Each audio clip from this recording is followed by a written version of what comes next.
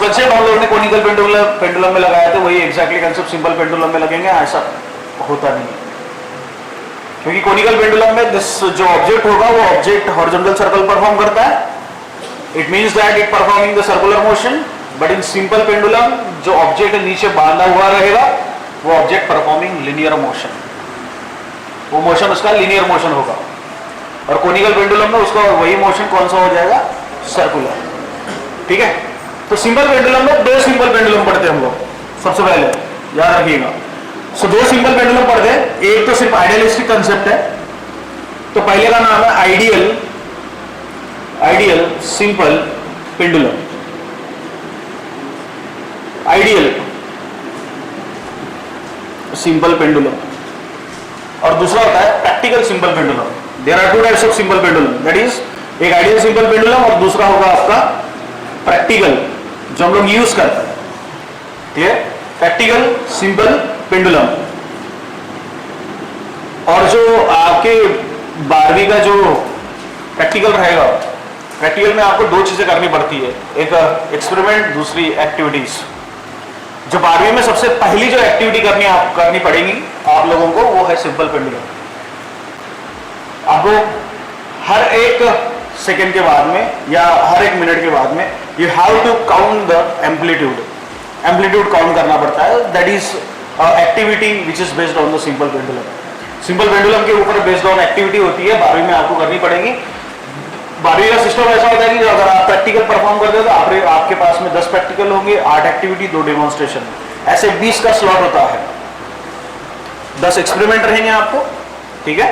10 experiment में एक experiment आपका रेजोनेंस ट्यूब का होता है, एक एक्सपेरिमेंट आपका सोनोमीटर 1 होता है, एक एक्सपेरिमेंट आपका सोनोमीटर 2 होता है। दिस सोनोमीटर 1 एंड सोनोमीटर 2 हम लोग नेक्स्ट लेसन में पढ़ेंगे, जिसका नाम होगा सुपरपोजिशन, और फिर उसमें रेजोनेंस भी पढ़ेंगे हम लोग। तो जो नेक्स्ट लेसन हम लोग पढ़ने वाले हैं उसमें से कुछ कुछ हिस्सा प्रैक्टिकल के बेस का है, sonometer 1, sonometer 2 and this is resonance.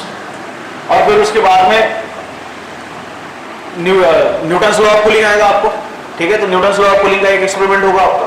ऐसे कुछ 4-5 एक्सपेरिमेंट आपके पेपर 1 से होते हैं। पेपर 2 से आपके कुछ एक्सपेरिमेंट्स होंगे जिसको कहेंगे हम लोग स्टोनमीटर bridge, law of resistance, potentiometer 1, potentiometer 2, internal resistance of the cell. Clear. और ये ऐसे कुछ एक्सपेरिमेंट्स होते हैं, this is experiment based on this current electricity, जो हम लोग लेसन पढ़ेंगे करंट इलेक्ट्रिसिटी 12वीं में पेपर 2 में, उसके बेसिस के ऊपर होते हैं। क्लियर। और ये जो सिंपल पेंडुलम है, सिंपल पेंडुलम की आपको एक्टिविटी दिखाई जाएगी, इससे मतलब आपको एक्टिविटी परफॉर्म करनी पड़ेगी, और एक्टिविटी हर एक टाइम के बाद में आपको एम्पलीट्यूड काउंट करना पड़ेगा कितने से डिक्रीज हो रहा है। Clear.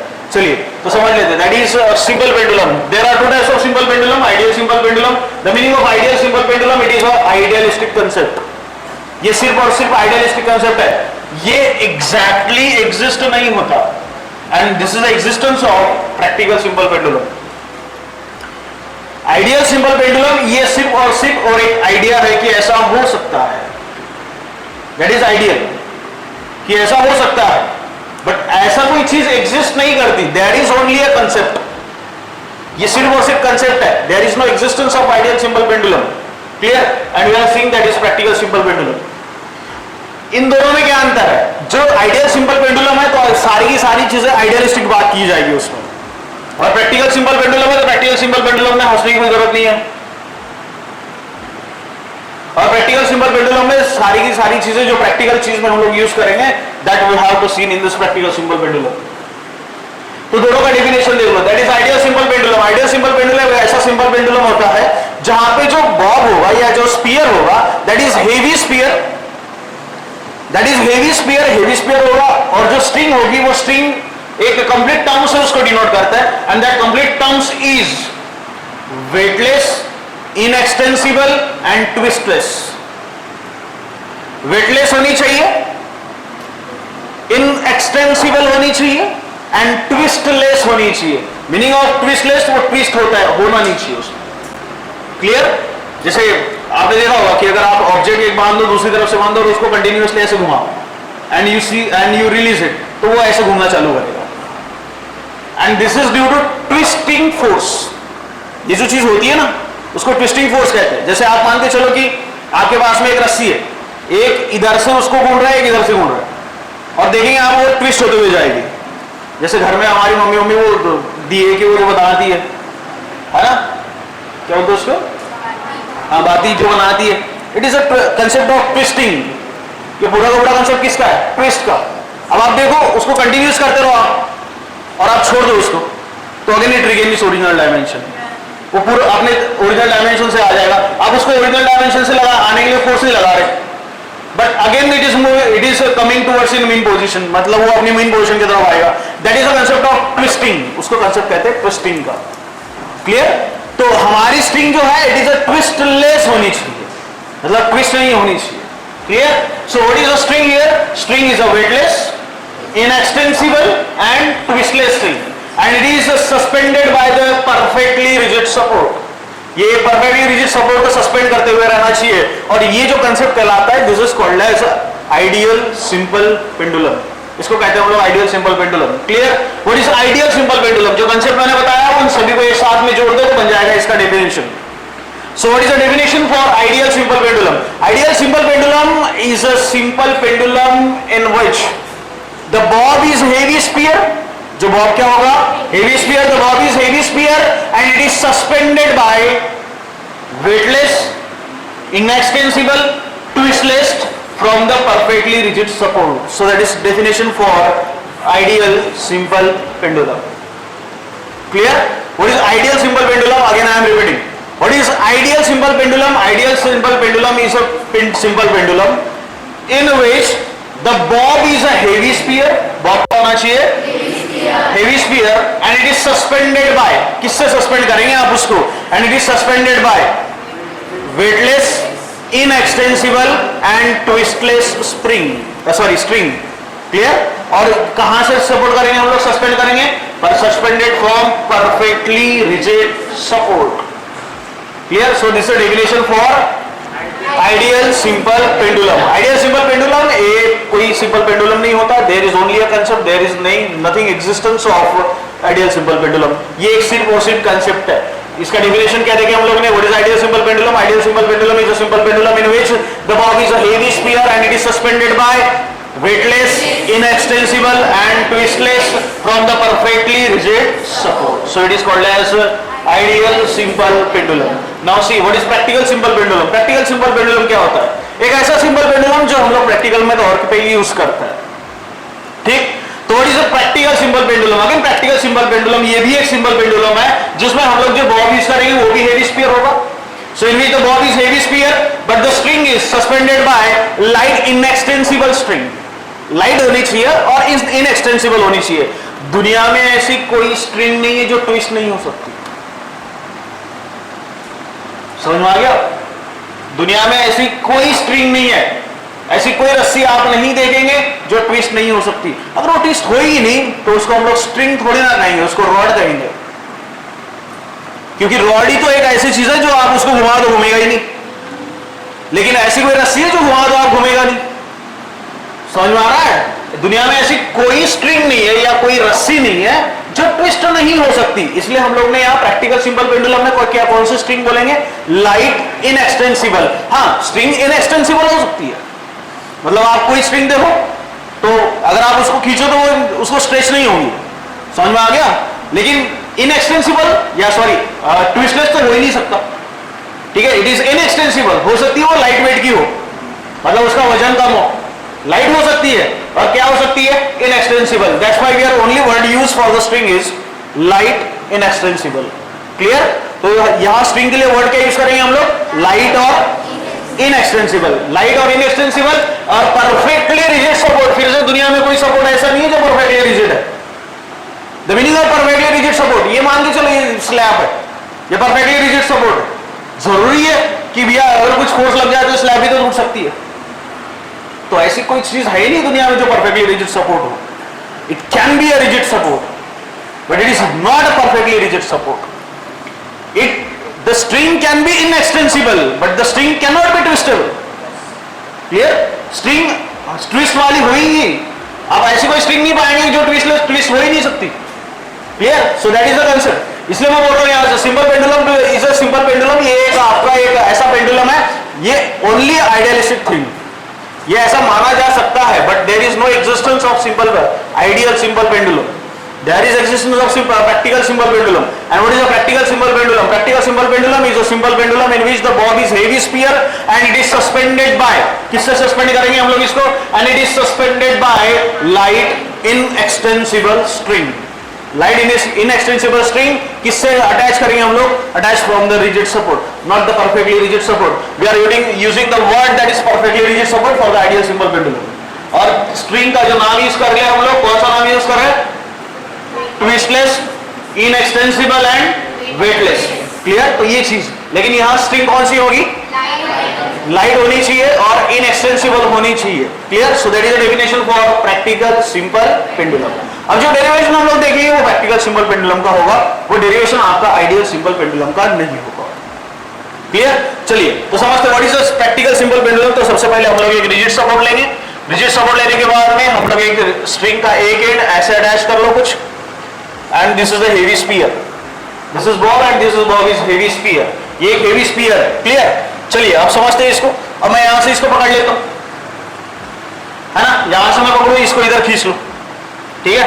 If I am pull this ball या heavy sphere and it is extended in this direction and release, अब मैं यहां से इसको रिलीज करता हूं तो ये स्टार्ट हो जाएगा स्विंग होना, है ना? It start swing in a vertical position. ये एक vertical section में ये swing होना चालू करेगा. And it is swinging in the influence of gravity.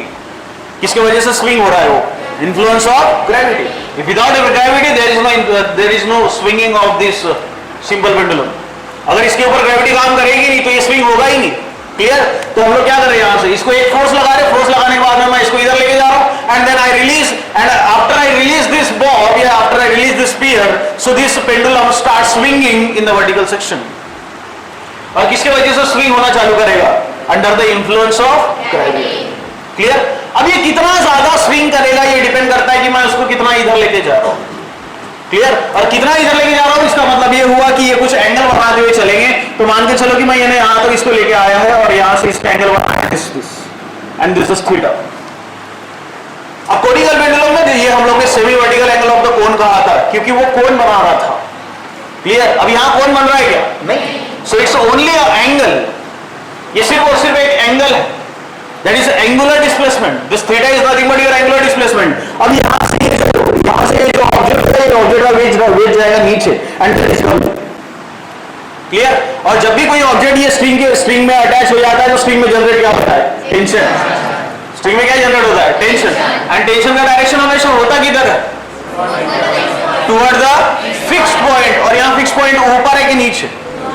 तो टेंशन जाएगा किधर? इधर. सो this is the tension. Clear?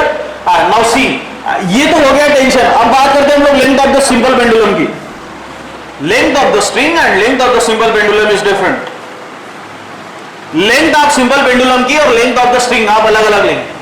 Length of the simple pendulum जहां से ये अटैच है और जहां इसका सेंटर है. It means that small r is the radius of the sphere. Small r अगर मैं रेडियस ले लूं स्फीयर की, and L is the length of the string. Small l अगर ले लूं मैं लेंथ ऑफ द स्ट्रिंग है, तो यहां से यहां तक ये क्या हो जाएगा? Radius of the sphere. So small r is the radius of this sphere, small l is the length of the string, and small l plus r, small l plus r, so it is capital L. So where capital L is the length of the simple pendulum, where small l is the length of the string. Small l क्या है आपका? Length of the string. Capital L length of the simple pendulum, and small l plus small r is the length of this simple pendulum. ये length है आपकी simple pendulum की. And where theta is here, theta is the angular displacement and the value of theta is depending upon the external applied force. किसके ऊपर depend करेगा? External applied force. यहां से ये एंगल कितना बनाएगा, ये किसके ऊपर डिपेंड करेगा कि मैं इसको इतना कितना लेके जा रहा हूं. जितना ज्यादा मैं लेके जाऊंगा उतना एंगल ज्यादा बनेगा, जितना कम लेके जाऊंगा तो उतना एंगल कम मिलेगा. It means that so this theta is totally depending upon the external applied force which is applied on the simple pendulum. Clear? So small r plus L is the length of the simple pendulum. Theta is the angular displacement. Clear? और यहाँ से हम लोग ले ले W is equals to what? That is mg. So where mg is a weight of this simple pendulum. Clear? और यहां इसका वेट एक्ट होगा। अब देखो यहां से weight, so this is mg। अब ये देखो ये mg, अब सिंपल पेंडुलम में ये mg it is resolve in two components. ये mg रिजॉल्व हो जाएगा दो कंपोनेंट में। अब रिजोल्यूशन के बीच में हमेशा एंगल कितना होना चाहिए? 90। हमेशा एंगल कितना होना चाहिए? तो देखिए यहां इसके बाद रिजोल्यूशन ले लेता हूं। एक रिजोल्यूशन आएगा इधर, क्लियर, और एक रिजोल्यूशन आएगा अलोंग द टेंजेंट। चलिए ज्योमेट्री लगा लीजिए। ये थीटा है तो क्या इसमें से ये थीटा की ये थीटा, ये वाला थीटा हो जाएगा। अगर ये थीटा हो गया तो ये क्या हो जाएगा? This is cos theta. Resolution किसका हो गया? mg का। This is mg cos theta. Clear? And this is the terms is called as mg sin theta. अच्छा ये mg sin थीटा की डायरेक्शन किधर है? Toward the mean position. किधर है? ये mg sin थीटा का direction toward the mean position and this is mg cos theta. It is downward direction, but ये क्या along the length of the string जा रहा है। क्लियर? सो इसको कहता है that is mg cos theta is a radial component of weight. mg cos theta, cos theta is a component of mg, मतलब mg cos theta हुआ। mg cos theta का direction किधर है? ये इधर की डायरेक्शन से जा रहा है। और देखो आप एग्जैक्टली उसी डायरेक्शन से जा रहा है जिस डायरेक्शन से उसकी लेंथ आ रही है। क्लियर? और अगर ये कंटिन्यूअसली अगर वर्टिकल सर्कुलर मोशन परफॉर्म कर गया तो ये जो लेंथ है, ये लेंथ क्या कहलाई जाएगी? Radius. So that's why this is called as radial component of weight. क्या कहेंगे इसको? Radial component of. क्लियर? और ये जो mg sin थीटा किधर जा रहा है? Towards the mg sin theta किधर जा रहा है? Towards the mean position. और टुवर्ड्स द मीन पोजीशन की तरफ आने के लिए कौन सा फोर्स रिस्पॉन्सिबल होता है? Restoring force. कौन सा फोर्स रिस्पॉन्सिबल होता है? और रिस्टोरिंग फोर्स और थीटा का डायरेक्शन किधर है? डायरेक्शन ऑफ थीटा क्या इधर? क्योंकि मैंने इधर फोर्स लगाया था। और रिस्टोरिंग फोर्स क्या इधर है? So we can write here the equation that is F is equals to mg sin theta and this is minus. What is minus? What is minus? Because restoring force and mg sin theta are in a opposite direction। क्योंकि मैंने force इधर लगाया तो restoring force किधर इधर जाएगा। और restoring force अगर इधर जा रहा है तो मैंने यहां से रिलीज करने के बाद में ऑब्जेक्ट इधर जा रहा है कि इधर जा रहा है? इधर। तो इधर जा रहा है तो कौन से फोर्स की वजह से जा रहा है? Restoring force. So that's why F is equals to minus of mg sin theta। Clear? चलिए अब और थोड़ा सा सामने थोड़ा सा कुछ एनालिसिस मैं बता देता हूं जो हम लोग को अभी काम आएंगे। कौन से? Now talking about the cos theta and sin theta। अब एंगल्स के टर्म्स में ले लो। अब यहां से अगर 0 से चालू करूं फिर आएगा 30, फिर आएगा 45, फिर आएगा दैट इज 60, फिर आएगा तेरा 90। ऐसा कुछ एंगल्स होता है। अगर cos 0 की वैल्यू में लेते हो तो cos 0 कितना आता है? cos 30 √3/2। तो √3/2 का कैलकुलेशन आप करेंगे तो 0.873 ऐसा कुछ तो भी आता है। 0.873 है, 0.873 कुछ तो भी आता है ऐसे 873। अब इसका पूरा कैलकुलेशन करेंगे तो देन उसके बाद में cos 45 1/2 और √2 कितना होता है? 1 और 1/1.414 0.707 होता है ऐसे। ठीक है? नो cos 60 कितना होता है? cos 60 और 1/2 बोले तो 0. और cos 90। क्लियर? अब देख साइन के टर्म्स में ले। साइन 0, साइन 30, साइन 30 1/2 बोले तो 0.5। ठीक है? ये क्या जैसे का वैसे यहाँ 0.873। अरे हो रहा है क्या? और यहाँ 1। क्या दिखाई पड़ रहा है इन दोनों में से? What is your analysis from this 2 points? जब आपकी वैल्यू cos के लिए जब एंगल तेरा 0 है तो एंगल की वैल्यू कितनी है? और जैसे एंगल बढ़ते हुए जा रहा है वैल्यू कम हो रही है कि बढ़ रही है? या एनालिसिस समझ में आ गया? वैल्यू कम हो रही है, लेकिन इसमें देख पहले कितनी है? 0। बाद में कितनी हुई? बाद में कितनी हुई है? क्या इससे ये बढ़ गया? क्या इससे ये बढ़ गया? क्या ये ज्यादा हो गया? तो साइन के टर्म्स में क्या एंगल बढ़ते हुए जा रहा है? क्लियर? अगर साइन थीटा अगर छोटा है, अब ये एनालिसिस से, अगर आपका साइन थीटा अगर छोटा है तो थीटा भी क्या छोटा, अगर वैल्यू अगर साइन थीटा की मैं अगर कम ले लूं तो थीटा भी तो कम ही हो जाएगा। दिस इज एनालिसिस, वही ये तो एनालिसिस वही बता रहा है ना हम लोग को कि भैया साइन जीरो का वैल्यू कितना है, जीरो, और जैसे मैंने एंगल बढ़ा दिया तो जीरो से वैल्यू इंक्रीज होगी। अच्छा ये देख, ये तो 0.5 है और यहाँ 0 है, अगर मान के चल कि मैं इससे और इससे आधे में चलूं, मतलब 15 पे आ जाऊं, 0 और 30 के बीच में वैल्यू कितनी, 15, अरे 15 होगी ना। अगर ये देख साइन 0 का वैल्यू 0, साइन 30 का वैल्यू ये, तो साइन 50 का वैल्यू इन दोनों के बीच का, फिर से सिंपल सा लॉजिक लगाना है, समझ पा रहे हो क्या? What is our things that sine 0 0, अच्छा इन दोनों के बीच का अगर एंगल लूं तो इसके भी तो बीच की वैल्यू आएगी, अरे आएगी क्या? अच्छा वो वैल्यू 0.5 से बड़ी होगी कि छोटी होगी? क्या 0 से बड़ी होगी? बट 0.5 से छोटी होगी, बट 0 से तो बड़ी होगी। तो जैसे जैसे वैल्यू बढ़ते हुए जाएगा, मतलब एंगल बढ़ते हुए जाएगा, तो क्या वैल्यू भी बढ़ती हुई जा रही है? तो अगर मैंने साइन थीटा का वैल्यू अगर कम लिया तो थीटा भी कम हो जाएगा। अब समझा? अरे समझा गया? इसलिए मैं यहां डायरेक्ट हम लोग पुट नहीं करेंगे, इसलिए ये समझाया गया कि f is equal to minus mg sin theta.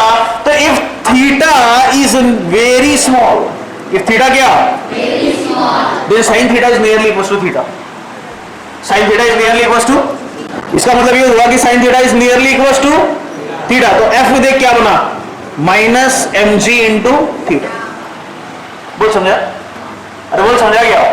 So this is f is equals to minus mg sin theta था, तो sin theta is nearly equals to theta, then f is equals to कितना हो गया, minus of mg into theta। Clear? हाँ चलिए सामने चलते हो, ठीक है। सो this is f is equals to minus mg into theta, ठीक है। अगर मेरे को थीटा कैलकुलेट करना है, थीटा कैलकुलेट करने का फॉर्मूला मैथ्स 1 में भी पढ़ा और मैंने भी पढ़ा दिया है, theta is equals to arc length divided by radius. Theta is equals to, अबे arc length divided by radius होती है क्या? अच्छा ये किसका फॉर्मूला है, to calculating angle theta. Clear? अच्छा ये फॉर्मूला भी देख कहां से जनरेट होता है,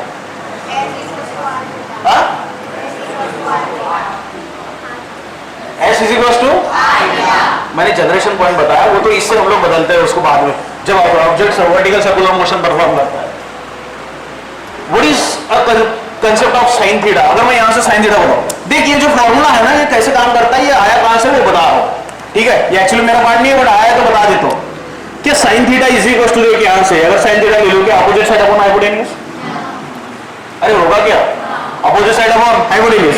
अगर मान के चल मैं ये रेडियस ले लूं, मतलब r डिस्टेंस ले लो यहां से यहां तक, या अदरवाइज x ले लो तो, ठीक है, बाद में हम लोग x लेंगे, इसको x ले ले डिस्प्लेसमेंट।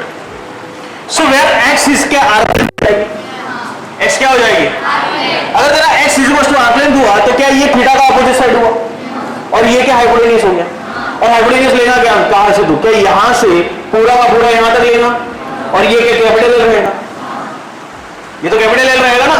तो देख arc length divided by radius या sine theta, opposite side upon, तो क्या आ गया, x अपॉन, आया क्या? और अभी थोड़ी देर पहले कंसेप्ट पढ़ाया मैंने, देख sine theta is nearly equal to,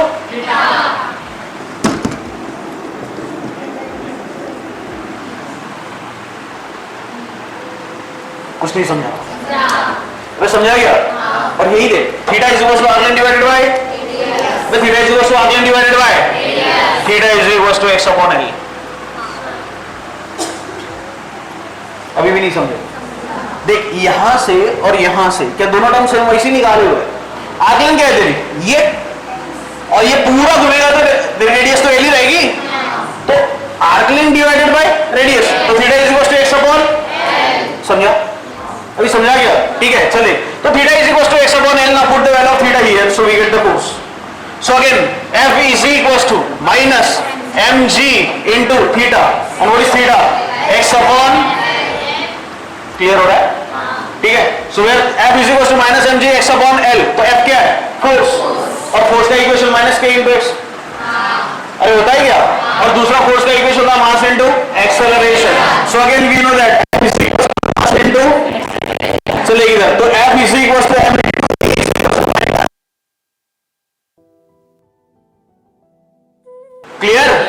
again this mm get cancel, तो बचा देख एक्सेलरेशन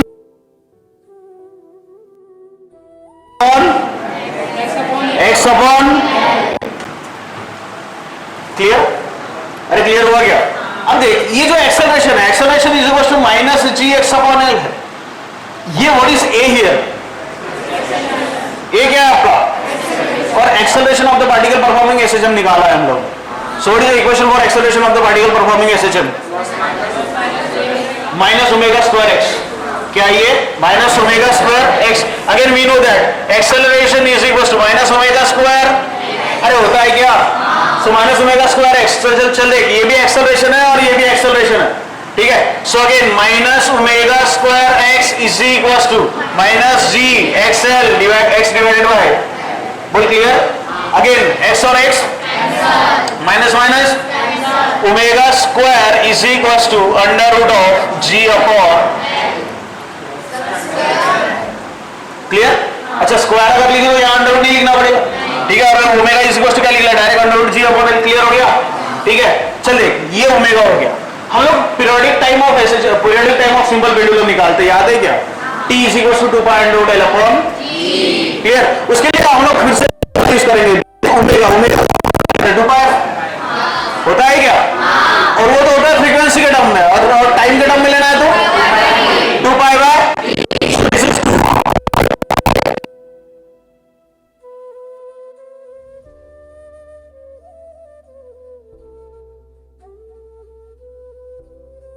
डिवाइडेड बाय, ठीक है? चलिए बट ओमेगा मैंने पहले निकाल कर रखा है, क्या निकाल कर रखा है? Under root of g upon, चल ये omega is equal to under root g upon l मैं यहां पर कर देता हूं, ठीक है? तो देख t इज इक्वल टू क्या आ गया? 2 pi divided by under root of g upon, clear? चलिए इसको ऊपर लेके चलेंगे हम लोग, तो देख इक्वेशन क्या बनी? t is equal to 2 pi under root of l upon, बोल के ये इक्वेशन हम लोग ने पहले भी नहीं बनाया, क्या ये इक्वेशन हम लोग ने पहले भी निकाली थी? So this is the equation for simple pendulum, periodic time of simple pendulum t is equal to 2 pi under root l upon g। So what is t? Periodic time, and that periodic time of simple pendulum 2 pi under root l upon g। ये बहुत बार निकाल चुके हम लोग, clear? और यहां पर भी हम लोग ने सिंपल पेंडुलम में निकाले हुए। चलो देख लो फटाफट इसको, पहले दूसरा नहीं, the time period is second, मतलब यूनिट उसका second, that is called as second pendulum. And what is meaning of second pendulum? ऐसा पेंडुलम जिसको one set of oscillation complete करने के लिए 2 सेकंड लगते हो, क्लियर? फिर से रिपीट करता हूं, what is second pendulum? Second pendulum बोले तो यहां से ये पेंडुलम पहला ले लिया फिर दूसरा ले लिया, ऐसी बात नहीं है। The meaning of second pendulum एक ऐसा पेंडुलम जिसका हम लोग ऐसा यूनिट लेते हैं टाइम का सेकंड, वो सेकंड पेंडुलम। और ऐसा पेंडुलम जिसको one state of oscillation complete कराने के लिए कितना समय लगता है? 2 second, and that is 2 second. The time taken by the simple pendulum to complete one oscillation, उसको कहते हैं हम लोग periodic time of simple pendulum, clear? और जहां time t is equal to 2 second हो जाता है उसको कहते हैं हम लोग second pendulum. The 2 seconds which is required by the pendulum to complete one set of oscillation, that is called as second pendulum. The time which required कितना? 2 seconds, किसके लिए? For one set of oscillation, that is called as second pendulum. उसको कहते हैं हम लोग second pendulum. Clear? तो वो एक हो गया second pendulum. तो टाइम कितना लगेगा इसके लिए? 2 seconds. मतलब t का वैल्यू कितना हो गया? t का वैल्यू कितना हो गया? मतलब ये 2 सेकंड किसके लिए? एक one set of oscillation complete कराने के लिए। So for time taken by oscillation to complete one set of oscillation and that is t is equal to 2 second, उस चीज को कहते हैं हम लोग सेकंड पेंडुलम। तो t इज इक्वल टू कितना? 2 सेकंड। t का वैल्यू कितना हो गया? 2 सेकंड। चलिए पुट कर देते हैं यहां से। Again this is 2 is equal to t का वैल्यू कितना हो गया? 2 second. t is equal to 2 pi under root of l upon g। This 2 get cancel, what remains? 1 is equal to pi under root of l upon g। Clear? ठीक है? Now squaring on both side, तो यहां 1 is equal to pi square और यहां l upon g। Clear? अगर मैं यहां से होल स्क्वायर कर दूं तो l इज इक्वल टू क्या आ जाएगा? This is g upon pi square. g upon what is l? What is L? Length of simple pendulum is directly proportional to the acceleration due to gravity where pi is constant. पाई क्या constant होता है? तो L क्या directly proportional हो गया किसको? G को. किसको? G. So where L is directly proportional to the acceleration due to gravity, it means that the length of the simple pendulum is totally depending upon the acceleration due to gravity. जो length होती है simple pendulum की वो कहां किसके ऊपर depend करती है? डिपेंड करती है एक्सेलरेशन ड्यू टू ग्रेविटी. अब अगर अच्छे से देख हम लोग यहाँ इसको अगर मैं कंसेप्ट से समझाऊं आप लोगों को तो देख यहां से अगर मान के चलो ये हमारी ये अर्थ है तो इस चीज को क्या कहते हैं हम लोग? पोल. और इसको क्या कहते हैं? तो acceleration due to gravity maximum कहां होती है? पोल पे कि इक्वेटर पे? क्या यहां हम लोग जी मैक्स लेते हैं और यहां क्या हम लोग जी मिनिमम लेते हैं क्या? तो this is called as equator. ये आपकी इक्वेटर है और ये क्या आपका? ये पोल आता है. This is called as pole, this is called as equator. और यहां एक्सेलरेशन ड्यू टू कितना? और एक्सेलरेशन ड्यू टू ग्रेविटी यहां कितना? तो length of the simple pendulum यहां कम और यहां कम.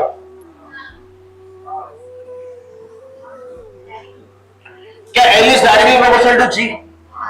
अबे L is directly proportional to G. What is L? Length of the simple pendulum. So this length of the simple pendulum is directly proportional to the acceleration due to gravity. And acceleration due to gravity is maximum at the pole and minimum at equator. It means that the length of the simple pendulum is maximum at the and it is minimum at the. It means that the dependency of length of the simple pendulum. See, length of the simple pendulum is maximum at the pole and it is length of the simple pendulum is minimum at the. तो यहां छोटी रहेगी length of the simple pendulum तो भी चल जाएगा but यहां क्या ज्यादा होनी चाहिए. ठीक है चलिए तो यहां आपका length of the simple pendulum क्या मैक्सिमम और यहां कितना? चलिए अब फिर से ये इक्वेशन दोहराते हैं हम लोग. That is T is equals to again 2 pi under root of L G where L is G is acceleration due to gravity. अब देखिए यहां से 4 लॉ बनाने पड़े. ठीक है सोने वाले ध्यान दीजिए. यहां से हम लोग 4 लॉ बनाएंगे. पहला लॉ का नाम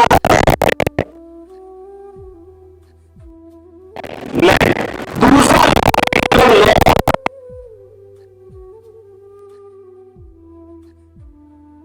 ड्यू टू तीसरा होगा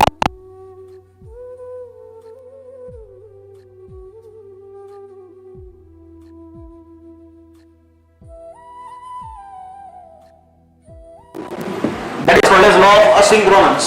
समझते क्या है? ठीक है. Law of length. The periodic time of simple pendulum is directly proportional to the square root of length of the simple pendulum. This is called as law of length. ज्यादा समझाने की जरूरत नहीं है वही से समझ में आता है. That is T is equals to under root L upon G. तो L कहां पे है? स्क्वायर रूट के अंदर. T क्या है? पीरियोडिक टाइम किसका? सिंपल पेंडुलम का. L क्या है? Length of the simple pendulum. वो है कहां पे? अंडर रूट के अंदर लेकिन है कहां पे? न्यूमरेटर पे. The periodic time of simple pendulum is directly proportional to the square root of length of the simple pendulum. It is called as law of length. Law of G. Law of acceleration due to gravity. What is law of acceleration due to gravity? The periodic time of simple pendulum is inversely proportional to the यहाँ directly नहीं है G नीचे है. It is inversely proportional to the acceleration due to gravity. देखिए acceleration due to gravity है कहाँ पे? Square root के अंदर. The periodic time of simple pendulum is inversely proportional to the square root of acceleration due to gravity. तीसरा law क्या है? Law आपको इक्वेशन में मास नजर आ रहा है? The periodic time of simple pendulum is does not depend upon the mass of the simple pendulum. Equation में मास नजर आ रहा है? अभी मास नजर आ रहा है क्या? The periodic time of simple pendulum does not depend upon the mass of simple pendulum क्योंकि m है क्या इक्वेशन में? नहीं. अच्छा असिंक्रोनस का मतलब लॉ ऑफ एम्पलीट्यूड कहते हैं इसको. Law of the second meaning of asynchronous that is called as amplitude. क्या कहते हैं उसको? अच्छा ए नजर आ रहा है आपको? ए नजर आ रहा है? खुद से लोग बना सकते हैं? बोलो. Periodic time of simple pendulum is does not depend upon the amplitude of the simple pendulum. So this is called as law of simple pendulum, and there are 4 laws of simple pendulum. Again फटाफट एक बार repeat कर देता हूँ, ध्यान से देखिए इधर. Again, first law of length. Law of length T is directly proportional to 1 over L.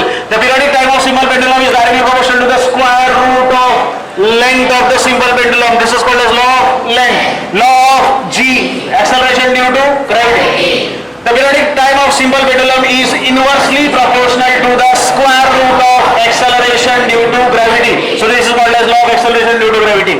Law of mass. Mass का इक्वेशन, मास की वैल्यू नजर आ रही है यहाँ पे, क्या मास की टर्म नजर आ रही है? तो क्या कहेंगे हम लोग? Periodic time of simple pendulum does not depend upon the mass of simple pendulum. Law of asynchronous. Asynchronous का मतलब क्या बताया? एम्पलीट्यूड. ए नजर आ रहा है यहाँ पे. So periodic time of simple pendulum is does not depend upon the amplitude of the simple pendulum. This is called as law of simple pendulum. There are 4 laws of simple pendulum, and this is law of length, law of acceleration due to gravity, law of mass, and law of asynchronous. Clear? And this is all together the topic of simple. बोल समझ में आ गया? चलेगा. अब पूरा complete solve करना.